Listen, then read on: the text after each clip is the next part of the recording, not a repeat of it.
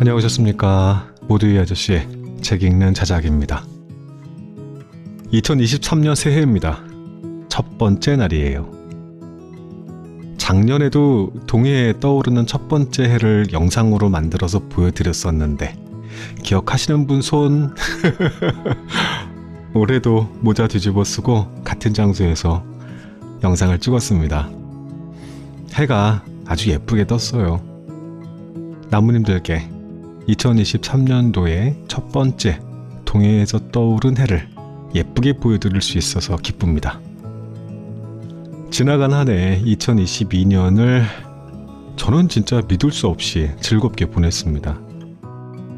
전 생애를 통틀어서 가장 행복했던 해가 아니었나 감히 말씀드릴 수 있어요. 그 이유를 곰곰이 생각해 보니까 좋은 일만 있어서 그랬던 게 아니에요. 그렇지 않았어요. 별의별 일들이 다 있었는데 전반적으로 제가 잘 헤쳐나왔어요. 좋은 일만 내내 있었다면 가장 행복했던 이라는 타이틀을 붙여주지 않았을 것 같아요.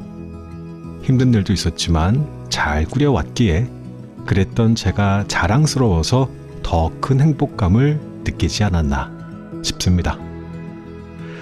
기대됩니다. 2023년은 어떨려나. 우리 말이에요.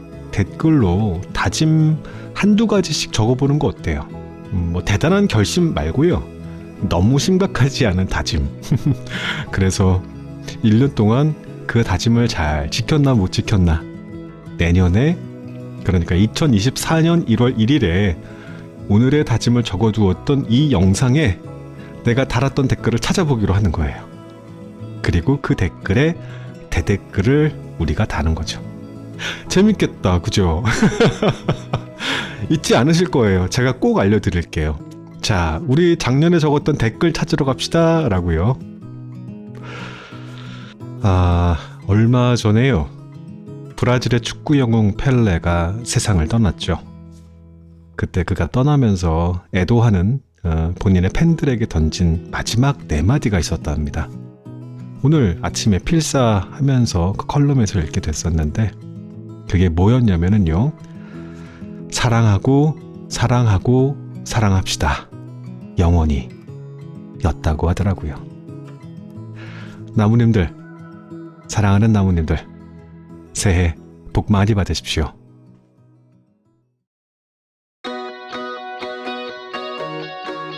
우리는 60대에 만나 30년을 잘 살아보기로 했다. 가까이 하되 너무 가깝지는 않게 각자의 시간과 공간을 지켜주며 나는 그 어느 때보다도 나답게 살고 있다. 함께 있으면 행복하고 혼자 있어도 충분히 자유로운 자발적 장거리 부부의 실험적 생활 방식.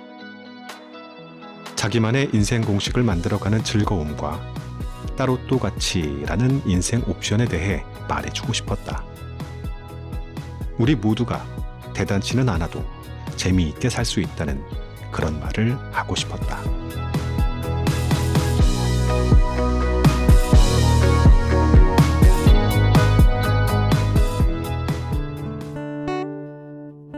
책 읽는 자작나무.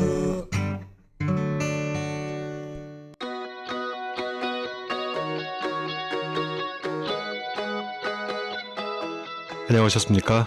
모두의 아저씨 책 읽는 자작나무입니다. 수년 전이었죠. 아마 벌써. 한비아 씨의 빅팬으로서 들려왔던 그녀의 결혼 뉴스에 반가움보다는 놀라움이 먼저였습니다. 몰라요, 왜 그랬나? 왠지 책에서 보여주었던 그녀의 글에서 한비아와 결혼이라는 단어는 매칭이 좀 잘 안 되는 키워드였달까요? 많이들 알고 계시겠지만 다시 한번 한비아 씨로 말씀드릴 것 같으면 30대에 걸어서 세계 일주를 떠났고 40대에 한국 월드비전 긴급 구호 팀장으로 세계 곳곳의 재난 현장에서 일을 했습니다. 50대에 인도적 지원학 석사 학위를, 60대에 국제학 박사 학위를 받았다고 합니다. 현재 1년의 절반은 학생들을 가르치고 나머지 절반은 국제구호 전문가로 일하고 있다고 하는군요. 오늘 소개할 책은 그녀의 5년 만의 신작 함께 걸어갈 사람이 생겼습니다. 예요. 펴낸 곳은 푸른 숲이고요. 5년 만이라니 저는 정말 오래 기다렸습니다. 두 사람은 2002년 아프가니스탄에서 팀장과 팀원으로 처음 만나서 멘토, 친구, 연인 관계를 거쳐 16년 만에 부부가 됩니다. 혼자서도 매우 남달랐던 한비아 씨는 둘이 있어도 사는 게 남다릅니다.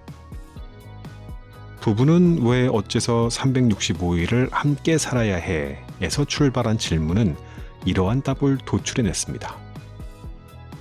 1년 중에 네덜란드에서 3개월, 한국에서 3개월을 함께 지내되 나머지 6개월은 각자의 나라에서 혼자 생활을 하기로 했다는 것인데요.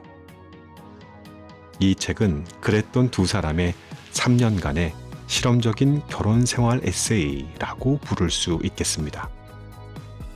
두 사람에게는 이것 이외에도 독특한 기준들이 있습니다. 예를 들자면 오전 10시까지는 부정적인 대화는 절대 금지. 네덜란드에서 안톤식으로, 한국에서는 한비아식으로 무조건 따르기. 같이 있을 때조차 하루에 2-3시간 정도는 각자 시간 보내기 등등. 가까이 하되 너무 가깝지는 않게 같이 있는 시간과 혼자 있는 시간을 균형 있게 지키는 것에 대한 현실적인 결혼 이야기. 그러나 여전히 신혼인 그들의 낭만적인 꽁냥꽁냥 이야기는 읽는 내내 저를 미소 짓게 해줬습니다. 부러웠고 따르고 싶었고 무조건 응원했습니다. 이 책의 약 3분의 2 분량은 한비아 씨가, 나머지는 그녀의 남편 안톤의 글로 구성이 되어 있습니다. 어디를 얼만큼 들려드릴 수 있을까 하면서 여전히 즐거운 고민에 빠져 있습니다. 자, 오늘도 끝까지 함께 해주십시오.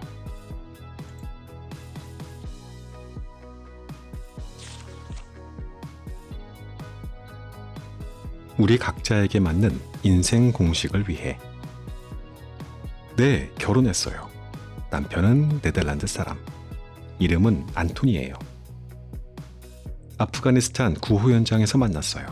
제 보스였답니다. 한국과 네덜란드를 오가며 살아요. 결혼 3년 차.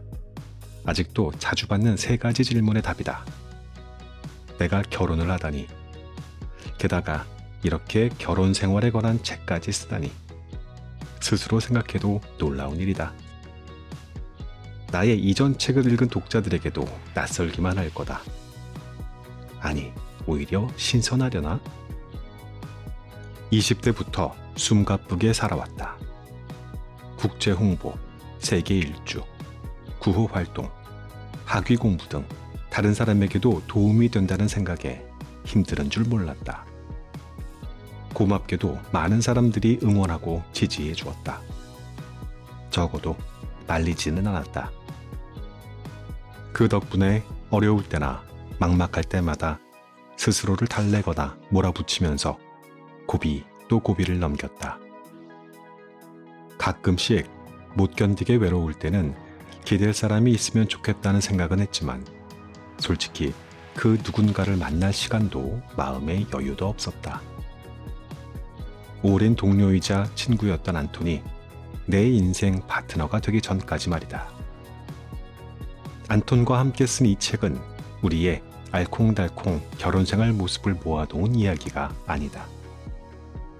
남들과는 사뭇 다른 우리 상황에 맞게 우리만의 방식을 찾아가는 이야기이고, 결혼 후 더욱 나답게 살아가는 이야기이고, 혼자 있는 힘과 함께 있는 힘을 새롭게 발견하는 이야기다. 60대에 결혼한 안톤과 나는 자발적 장거리 부부로 결혼은 했으나 항상 같이 살지는 않는다. 한 사람은 은퇴했고 한 사람은 사회활동을 활발히 하는 중이다. 각각 매우 독립적으로 살아와서 함께 보내는 시간만큼이나 혼자 있는 시간 또한 중요하다고 생각한다. 때문에 우리는 전통적인 결혼 생활 방식으로는 살기 어렵다. 이러한 상황과 조건과 지향에 맞는 우리에게 최적화된 방식을 찾아야 했다. 다행히도 곰곰이 생각하고 많은 얘기를 나누다 보면 좋은 방안이 떠오른다. 결혼 3년 차, 따로 또 같이 사는 우리 방식은 지금까지는 잘 맞는 것 같다. 앞으로도 수많은 시행착오를 겪고 그때마다 수정 보완해 가야 할 다분히 실험적인 이 결혼 생활 방식은 그래서 지금도 진화, 발전 중이다. 동시에 우리 또한 세상 모든 3년차 커플이 겪는 일들을 똑같이 경험하고 있다. 치약을 어떻게 짜고 젖은 수건은 어디에 놓는지를 가지고 서로에게 잔소리를 하고 약속 시간에 넉넉하게 나갈지 딱 맞춰 나갈지를 두고 의견 충돌을 한다. 그런 후에는 누가 먼저 미안하다고 하는지 보자며 기싸움하는 것도 여느 커플과 다르지 않다. 그럴 때마다 안도의 한숨을 쉰다. 우리가 20대 그 질풍노도의 시간, 스스로도 자기가 어떤 사람인지 무엇을 원하는지 잘 몰랐던 그 시기에 만났다면 어땠을까? 가관이었을 거다. 아예 절단이 났을지도 모르고 자기와 상대방에게 너그러워지는 나이에 만나 얼마나 다행인가.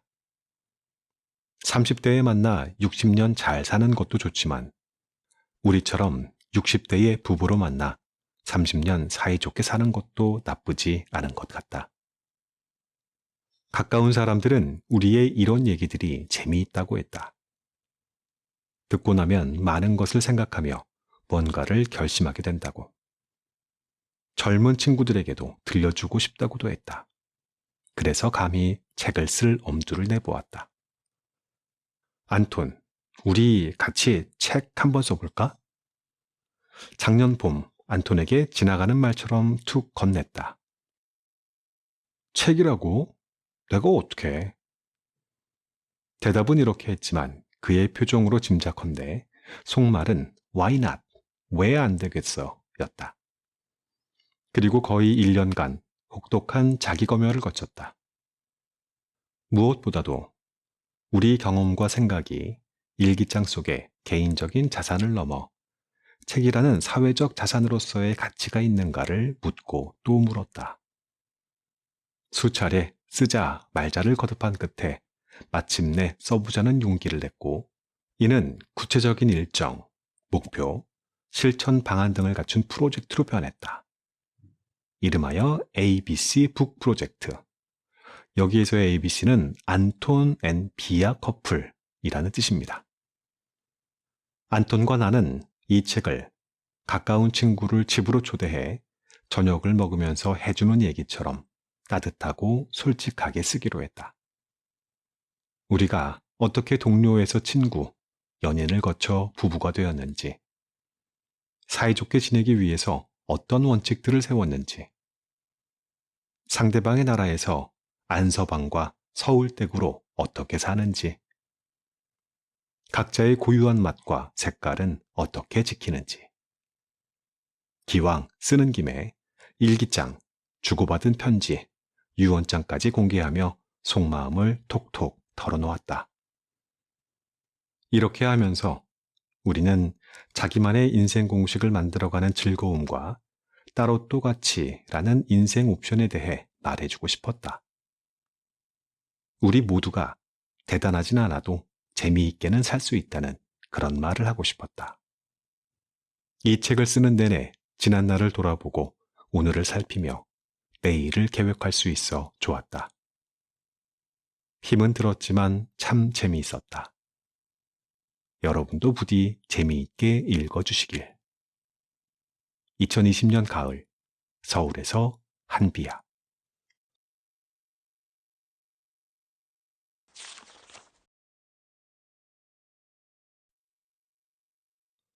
구호 요원 커플의 우선순위와 최소 기준.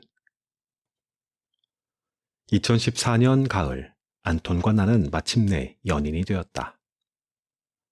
아프가니스탄에서 알게 된 지 12년 만이지만 서로 얼굴 보기는 여전히 힘들었다.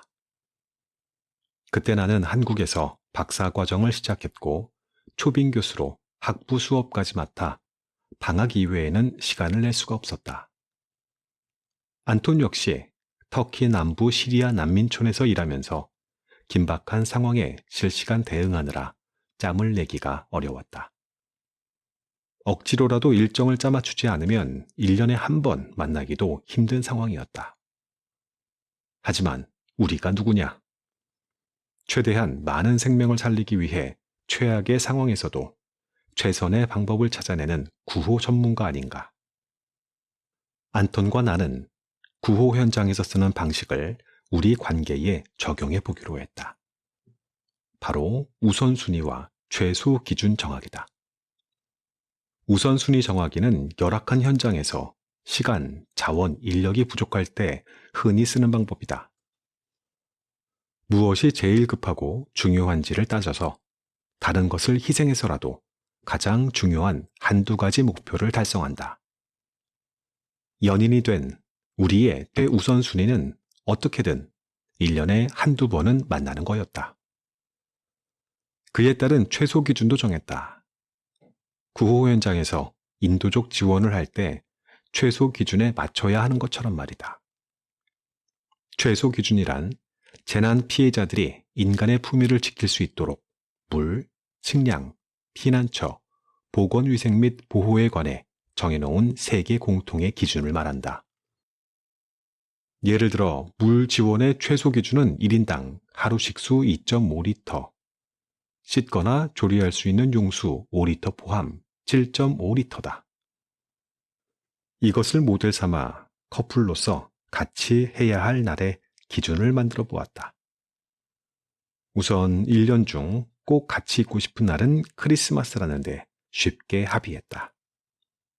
연말에는 둘 다 일주일 이상 시간을 낼 수 있기 때문에 자연스레 새해 첫날까지 같이 있을 수 있어 금상첨화다. 대학이 여름에 들어가면 안톤도 휴가를 내서 같이 지내기로 했다. 그는 두 사람의 생일날에도 같이 있어야 한다고 했지만 나는 둘 중 한쪽의 생일만 함께 지내도 괜찮다고 했다. 안톤 은퇴 후에는 네덜란드와 한국에서 1년 중 몇 달씩 번갈아 가며 지내자는 데 의견을 모았다. 이 모든 것을 고려해서 만든 최소 기준 4가지는 다음과 같다. 첫 번째, 안톤 은퇴 전에는 대학교 여름방학과 겨울방학 때 만나고 한 번에 열흘 이상 함께 지낸다. 두 번째, 여름방학 때는 6월 말 비야 생일이나 8월 말 안톤 생일 중 한 번, 겨울방학 때는 크리스마스와 새해를 함께 보낸다. 세 번째, 안톤 은퇴 후엔 한국에서 3개월, 네덜란드에서 3개월 같이 지내고 6개월은 따로 지내며 각자의 일을 한다. 네 번째, 따로 지내는 6개월 중 최소한 한 번은 한국, 네덜란드가 아닌 다른 나라에서 만나 여행한다. 우선순위의 힘은 이런 것인가? 둘 다 늘 시간이 모자라 동동거리면서도 최소 기준에 맞춰 미리 일정을 조정하고 시간을 빼놓으니 어떻게든 만난다는 게 놀라웠다. 내가 박사 논문을 쓰는 동안 안톤이 한국에 머물렀던 시간이 내가 네덜란드에서 지낸 시간보다 훨씬 길었지만 2014년부터 지금까지 여름에는 둘 중 한 사람의 생일을, 겨울에는 크리스마스와 새해를 매년 같이 보내고 있다. 박사학위를 받은 후에는 한국에서 3개월, 네덜란드에서 3개월, 각자 6개월, 이른바 336 타임도 제대로 지켜지기 시작했다. 우리가 자발적 장거리 연인 혹은 부부가 되기로 한 건 이게 우리의 라이프 스타일에 가장 적합하기 때문이다. 내가 아직 한국에서 사회생활을 활발히 하는 중인데 갑자기 하던 일을 모두 중단하고 네덜란드에 가서 서울댁으로만 살 수 없고 안톤 역시 해외 현장 근무나 네덜란드 생활을 완전히 청산하고 한국에서 안서방으로만 살 수도 없는 일이 아닌가. 게다가 나는 다시 구호의 최전선에서 일하려면 1년에 2, 3개월은 현장 근무도 해야 한다. 이런저런 여건을 꼼꼼히 따져보면 336 타임으로 사는 게 지금 우리에게는 가장 좋은 방법이다. 물론 지금은 이렇게 딱 맞는 336 타임도 안톤과 나에게 주어진 여건에 따라 변할 거고 그래야 마땅하다. 어떤 상황에 놓이든 그에 맞게 우리의 원칙을 수정, 변경, 보완하면 그만이다. 그 비율이 444든 552든 본질은 변함이 없다. 같이 있는 시간과 혼자 있는 시간을 균형 있게 지키는 것이다. 나중에 1년 내내 한 집에 산다 해도 또 그에 맞춰 혼자 있을 시간과 공간을 확보하기 위한 기준만 정하면 얼마든지 따로 또 같이 할 수 있지 않을까 생각한다. 이처럼 우리의 실험적 결혼 생활은 상황에 맞춰 고쳐가고 맞춰 나가는 현재 진행형이다.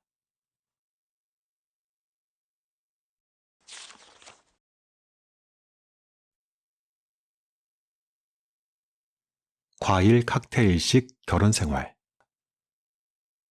1년에도 몇 차례 안톤을 인천공항까지 바래다주고 지하철을 타고 올 때나 혹은 내가 탄 한국행 비행기가 이륙하는 순간은 언제나 어깨가 허전하고 방금 헤어진 그가 보고 싶다. 공항의 이별이 우리 결혼 생활의 일부라지만 매번 처음인 양 어렵고 아쉽기만 하다. 이럴 때마다 지하철 혹은 비행기 안에서 일기를 쓴다.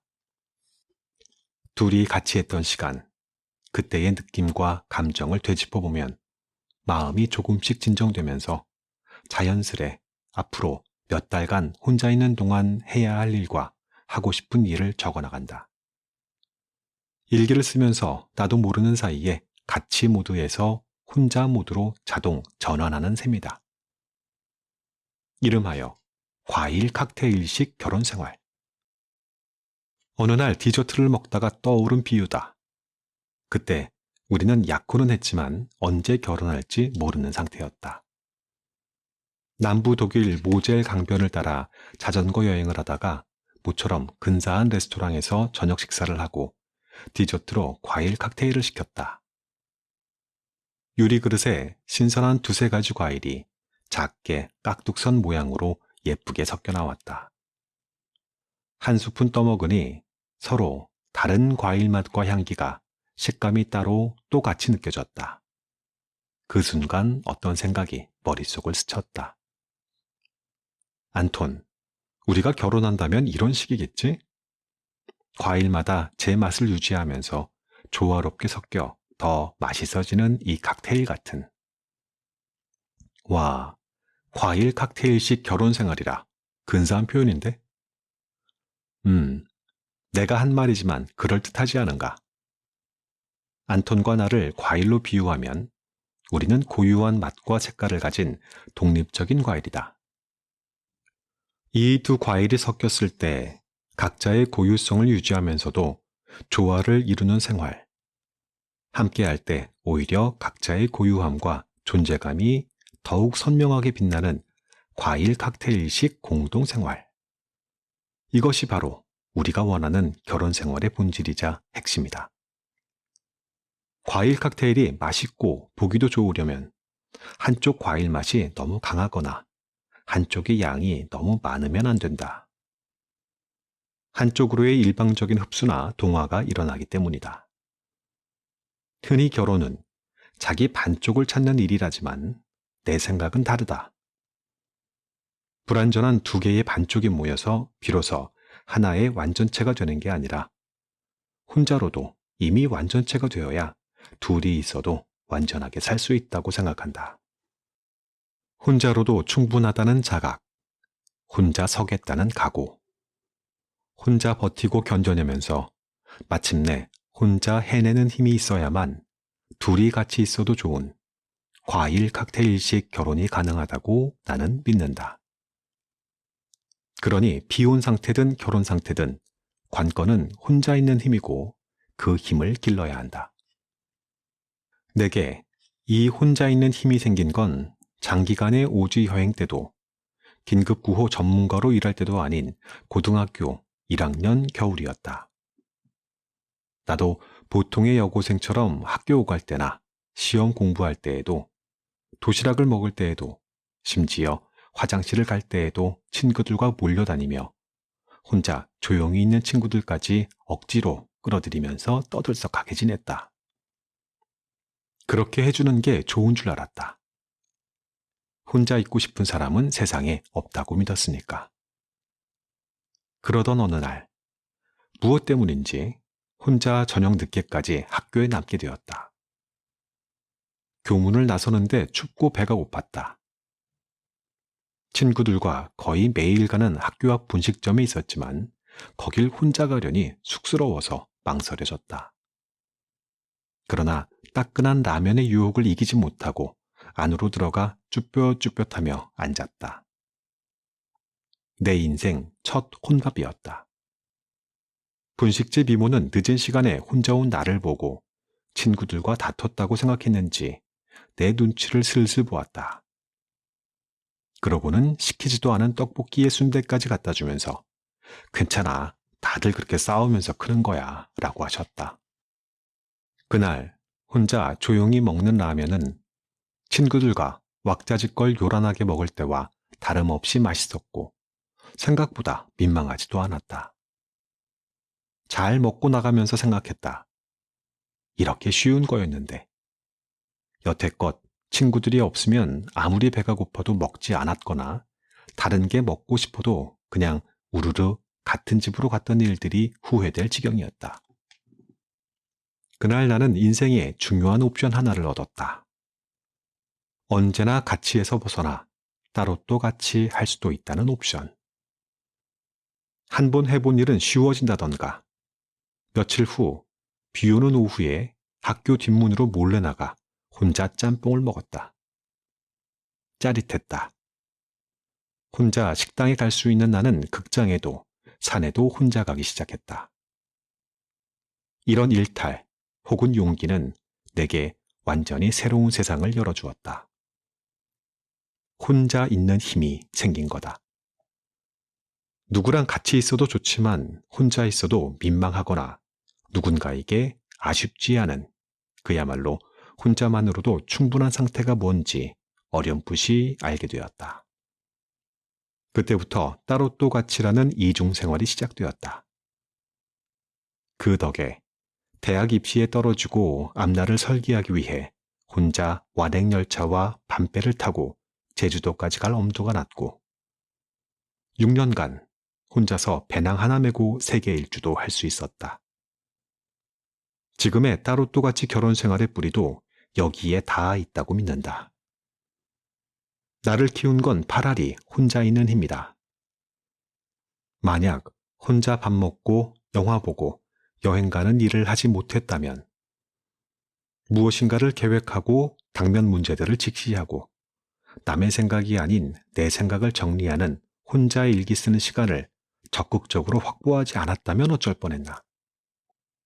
분명 지금보다는 훨씬 흔들리고 휘청거리며 살고 있을 거다. 심리학 관련 책에서 읽었는데 이 혼자 있는 힘 혹은 혼자 생각하는 힘은 일이 잘 될 때보다 엉키고 꼬일 때, 분하고 속상할 때, 깨지고 무너질 때, 그래서 고민이 깊어지는 바로 그때 훨씬 깊고 단단해진다고 한다. 그래서 나는 힘든 일을 당하면 아, 내 뿌리가 더 깊이 내려가는 시간이구나 하고 생각한다. 혼자 있는 힘이 세질수록 견디는 힘, 버티는 힘, 비교하지 않는 힘도 따라서 강해지기 마련이라니 힘든 시간이야말로 고강도 훈련 시간임이 분명하다. 결혼 3년 차. 나는 어느 때보다도 나답게 살고 있다. 과일 칵테일 안에서 내 고유한 맛과 색깔을 지키는 동시에 안톤 덕분에 그것들이 더욱 선명하게 드러나기 때문이다. 앞으로도 나는 혼자 있는 힘을 키우면서 살 거다. 그래야 둘이 있는 힘이 더욱 단단해지고 풍성해질 거라고 믿기 때문이다.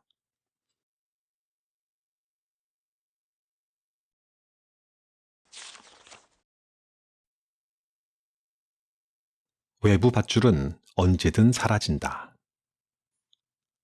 외부 밧줄이 모두 사라진다면 무엇이 당신을 지탱해 줄 것인가?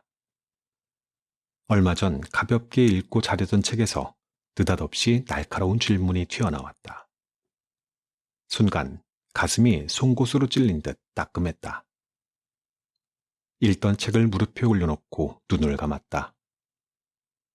나는 뭐라고 답할 수 있을까? 불현듯 이러한 이미지가 떠올랐다. 푸른 벌판에 아름드리 한 그루가 위풍당당하게 서 있다. 이 나무가 이렇게 서 있는 건 위아래에서 당겨주는 밧줄 덕분이었지만 다른 나무들은 그 나무를 몹시 부러워했다. 그 나무도 그걸 당연히 여기며 우쭐했다. 그것도 잠시 단단하던 밧줄들이 갑자기 하나둘 흔들리다 끊어진다. 당당하던 나무는 속수무책으로 휘청거리는데 하는 사이에 마지막 밧줄마저 끊어져 나간다. 그 순간 나무는 힘없이 고꾸라지고 만다. 그제야 다른 나무들은 알게 된다. 그 나무에는 스스로 지탱할 수 있는 뿌리가 없었다는 것을. 등골이 서늘했다. 다시 책을 펴 소리내어 그 문장을 읽어보았다. 이 질문에 머뭇거리지 않고 답할 수 있다면 얼마나 좋을까? 일기장을 꺼내 이 생각 저 생각 끄적이다가 아예 일기장 맨 앞장에 이 질문을 크게 써 넣었다. 외부 밧줄이 모두 사라졌을 때 무엇으로 나를 지탱할 것인가? 외부 밧줄이란 흔히 말해 돈, 외모, 명예, 영향력, 권력, 젊음, 지위, 아는 사람 수, 요즘에는 SNS 댓글이나 좋아요 숫자 등일 거다. 한국과 같은 초경쟁 사회에서는 누가 뭐래도 돈은 많을수록, 외모는 매력적일수록, 영향력은 클수록, 지위가 높을수록 외부 밧줄은 더 튼튼하다. 그래서 좀 더 튼튼하고 다양한 밧줄을 확보하고 유지하기 위해 시간과 노력과 열정, 심지어 품위와 자존심까지도 기꺼이 바친다. 물론 나도 그런 사람 중에 하나다. 내 책을 읽고 내 강연을 듣는 사람이 많을수록, 인세나 강연료를 많이 받을수록, 중요한 결정을 할 때 내가 한 얘기가 도움이 되었다는 사람을 많이 만날수록, 각종 국내외 회의에서 내 의견이 많이 반영될수록, 혹은 꿈도 꾸지 않던 중요한 자리에 적임자로 제안을 받을 때, 길에서 사람들이 알아보고 반가워할 때 나는 외부 밧줄의 굵기와 단단함을 느끼며 뿌듯해한다. 동시에 악의적인 글이나 소문을 읽거나 전해 들을 때, 몇 년간 즐겁게 쓰고 반응도 좋다던 고정 칼럼을 중단한다는 통고를 달랑 전화 한 통으로 받았을 때, 수년간 몸담았던 단체에서 당연히 받을 거라 생각했던 논문용 자료조사 협조 요청에 대한 거절 메일을 받았을 때 나는 휘청거린다. 날 지탱하던 외부 밧줄이 느슨해지거나 끊어졌기 때문이다. 둘러보니 내 친구들도 마찬가지다. 정년 퇴임한 또래 중 높은 자리에 있던 친구들은 한동안 내놓을 명함이 없다는 이유만으로 커다란 상실감에 힘들어했다. 최근에 건강을 잃고 외모도 사업도 인간관계도 예전 같지 않아 힘들어하는 친구들도 있다. 이 모든 것이 외부 밧줄이 끊어질 때 나타나는 현상이다. 이런 일을 겪을 때마다 새삼 확인한다. 외부의 밧줄이란 아무리 굵고 튼튼해 보여도 조금만 상황이 달라지면 새벽 안개처럼 사라지는 참으로 믿을 수 없는 무엇이라는 걸. 기준과 호불호가 손바닥 뒤집히듯 쉽게 변하는 세상에서 믿을 건 스스로 서 있게 하는 자기 뿌리밖에 없다는 사실을. 그러니 힘들고 괴롭더라도 스스로에게 끊임없이 끈질기게 물어야 한다. 외부 밧줄을 모두 빼고 오로지 나만 남을 때 묻고 답해야 한다. 나는 어떤 사람인지, 어떤 기질과 천성을 가졌는지, 무엇이 나를 움직이는지, 하고 싶은 일을 하면서 남에게도 보탬이 되기 위해, 적어도 해가 되지 않기 위해 무엇을 해야 하는지.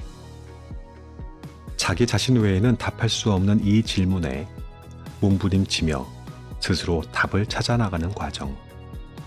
그 힘겨운 과정 중에 나라는 나무의 잔뿌리는 굵어지고 땅속 깊이 내려간다고 나는 믿는다. 이렇게 만들어진 굳건한 뿌리로 세상에 과분한 칭찬에도 억울한 비난에도 휘둘리거나 휩쓸리지 않고 살고 싶다. 거센 비바람에 흔들릴지언정 뿌리째 뽑힐 수는 없지 않은가. 단단하게 뿌리 내리기 위해서 반드시 필요한 조건이 있다.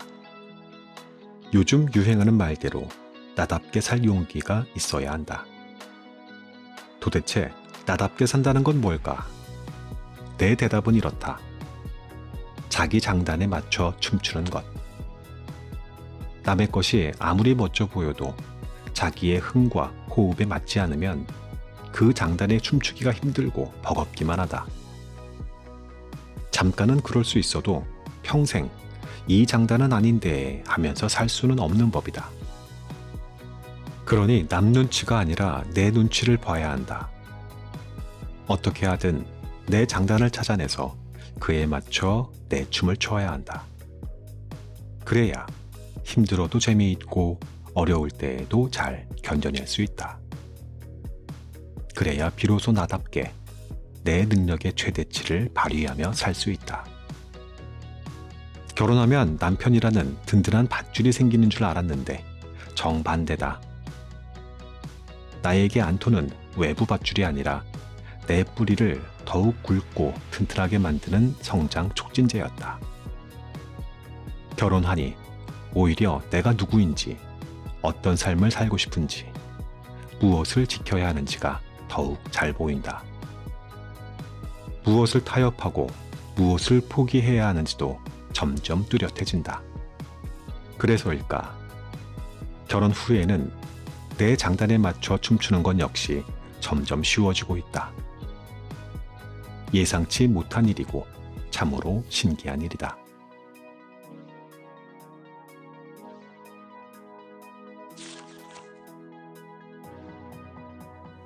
오늘의 낭독은 여기까지 할까 합니다. 긴 시간 함께 해주셔서 고맙습니다.